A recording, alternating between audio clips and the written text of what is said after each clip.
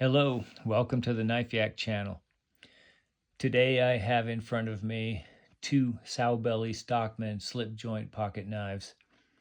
One from Cold Steel, this one here on the right, and the other from Rough Ryder. Both are made in China, and I'm gonna hazard a guess that they're both made in the same that both brands are made in the same factory. They look virtually identical, but upon inspection there are some differences which I will point out. The interesting fact is that the Rough Ryder version costs approximately half the price of the Cold Steel version. So I think we need to find out if they're the same, because if they are, the cheaper one will be the better value. But like I say, there are some differences. So we're going to spend a few minutes to just examine these and try to decide which one is in fact the better value. So let's get started. The steel is different. The Cold Steel version is HCR 13 MOV, which is a budget stainless steel, but actually a fairly good steel in my opinion for the price.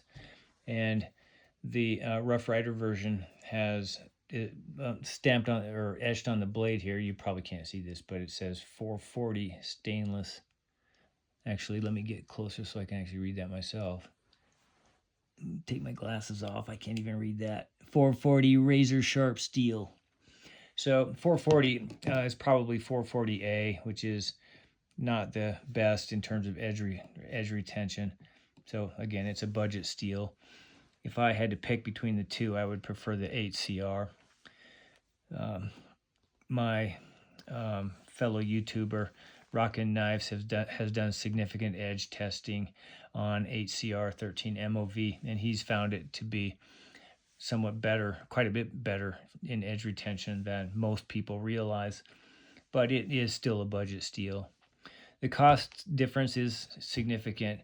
The Cold Steel brand Stockman costs between $28 and $30 depending on where you buy it. And the Rough Ryder version, available at Smoky Mountain Knife Works and perhaps some other places, retails for $14.99. So that's approximately half the price of the Cold Steel equivalent. So let's have a look at some of the basic features here.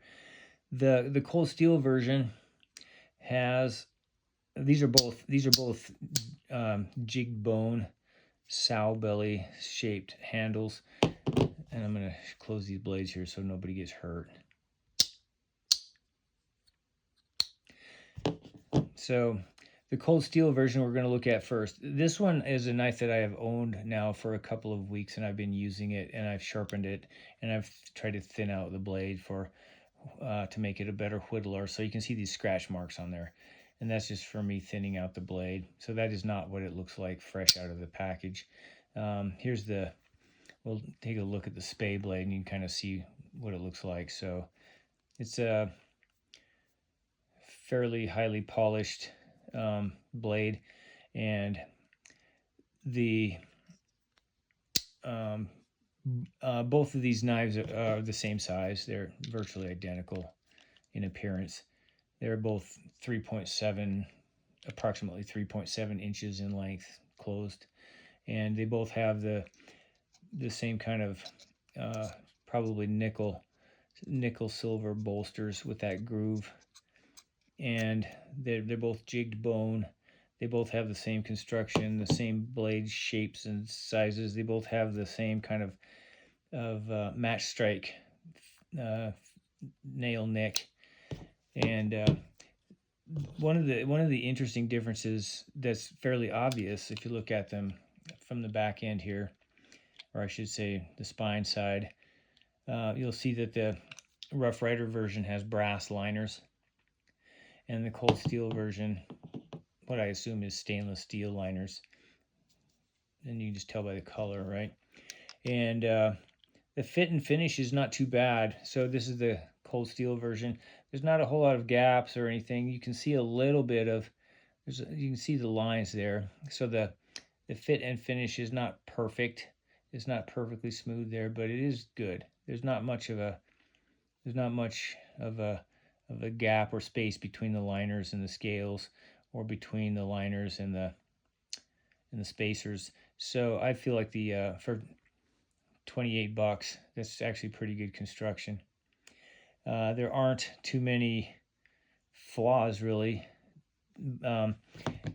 Again, this is the cold steel version. When you'll notice that it doesn't take a whole lot of strength to open it, so a person with decent fingernails can open this without tearing up your fingernail.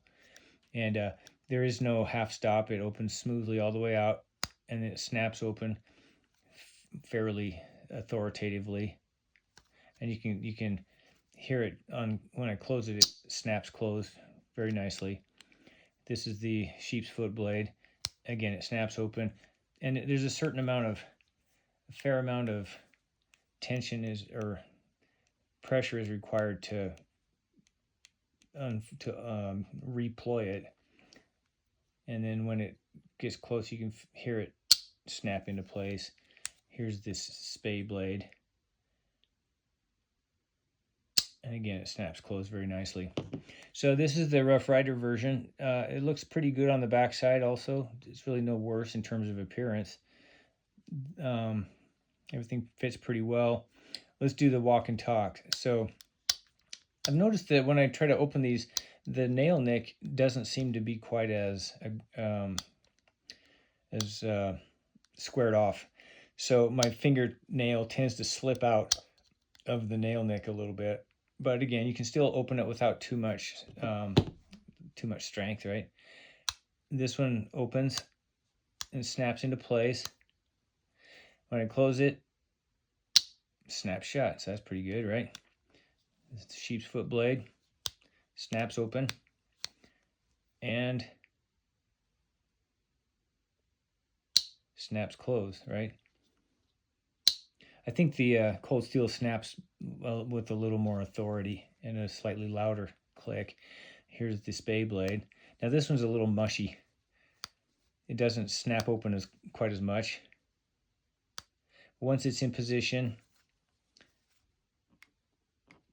you can just feel it you just kind of push it. You can push it out of battery without too much trouble. There is some spring tension guiding it back into the open position, so it's not completely slack, but a little more so than the cold steel version. Now when I try to close it, see what we get.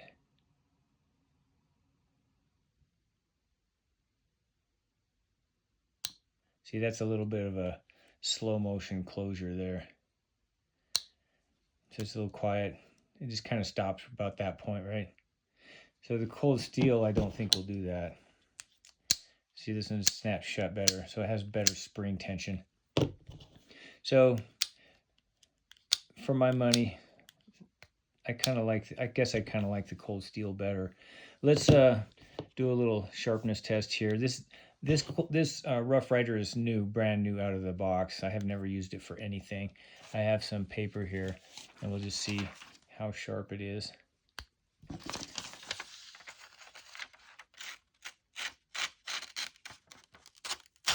It's not very good. At least the spay blade, not so good. Again, this is the Rough Ryder. We'll try the sheep's foot.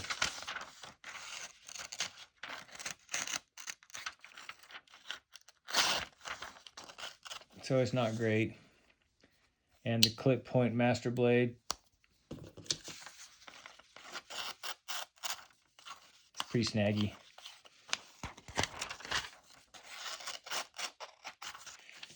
Now we can't do an edge test on the cold steel because this one's been used and it's been sharpened. But I do happen to have another one here. This is the same kind of knife. Again, the cold steel Gentleman Stockman. This is the blue bone handle version.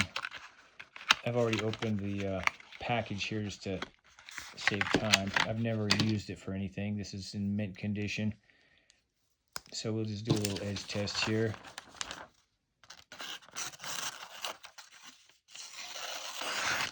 So the clip point blade is much better. Let's get another piece of paper here. Here's the sheep's foot.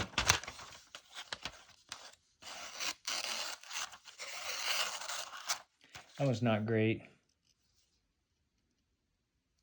It's a little snaggy. So that leaves us with the spade blade. Let's give this one a go. It's pretty good, fairly smooth. So for sharpness, I'm gonna give the prize to the Cold Steel brand. That blue bone looks kind of cool. It's very nice, right? So I have a couple of other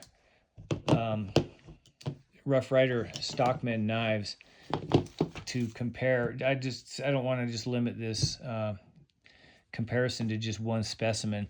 So I happen to have here a couple of other Rough Ryder knives. I have a tortoise shell or imitation tortoise shell version and a red fox, red micarta, black and red micarta handles. And it's interesting. I wonder how many people realize this, but there's Rough Ryder spelled with a Y, and we also have Rough Ryder spelled with an I. It's kind of interesting. But we're going to take a look at these. These also retail for about $15 or $16. Now you'll notice the packaging is quite good, and if you were going to give these as gifts, I might suggest that you look at the Rough Ryder because they come in good boxes, right? This is the box for the jigged bone Sowbelly Stockman that we were just looking at. So it comes in a nice little box here that I would not be embarrassed to give somebody as a gift. So and it has a little plastic bag that holds the knife, but it's a nice little box. So these tortoiseshell and red fox versions come in a very nice box. This is more like a presentation style box. So let's open this up. There's a magnetic closure here, and so these come packaged in a form-fitted, shaped like velvet, kind of a spacer here, padded foam spacer, and the knife is actually very well presented. So if you look at that, it's actually quite nice. The black and red micarta looks really good. You have a red fox inlay, and this one actually has a half stop. So you open it up, it stops at the halfway point, snaps open rather nicely. It clicks shut really good. Here's that snaps open. Notice the swedge on there. That's kind of nice, right? It snaps open good. I like that. It's actually quite nice. Half open, all the way open. So this is actually a pretty nice knife, I think, for $15 or $16. I noticed that this swedge along here is an interesting difference. So if you do whittling where you want to push against that with your finger, that could be a problem, actually. I don't actually like that, but the walk and talk is really good. Inspecting the back end here, looks pretty smooth, pretty clean actually. So I'd say that's a lot of knife for the price. Let's have a look at the other one. Here's the tortoiseshell version.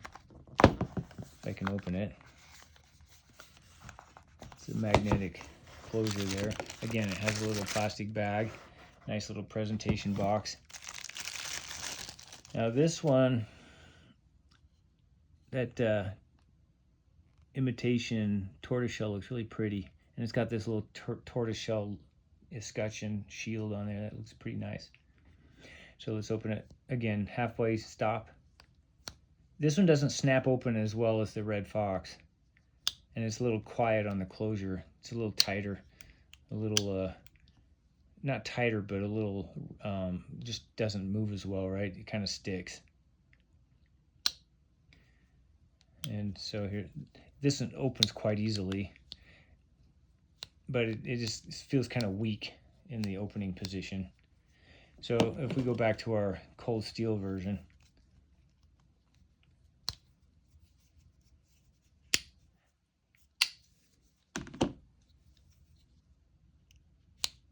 just quiet.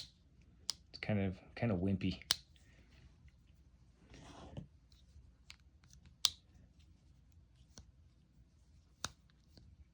It's not bad, but it's not great. I'd say for the $16 or $15 or whatever it costs, it's actually not bad. But yeah, it's not as good. The action is just a little bit sloppy. But yeah, anyway, it's quite pretty. So anyway, here's the deal. I guess you got to decide how much you care about the walk and talk, and is HCR13 MOV $15 better than 440A or whatever it is? I don't know. I guess for my money, I would pay the $15 more. I like the cold steel version better, I think. But Rough Ryder does give you a better packaging. So if I were giving it as a gift, I'd probably save myself some money and give the person a knife in a prettier box. That might be mostly what it amounts to. But they're good. I mean, these are the Rough Ryder is a little bit rough, but they're good. I think for the price, it's actually a pretty good value, all things considered. So yeah, they're not exactly the same, but they're similar, and I don't know, for half the price, I'd say it's a pretty good value. So there you go. Thank you for watching.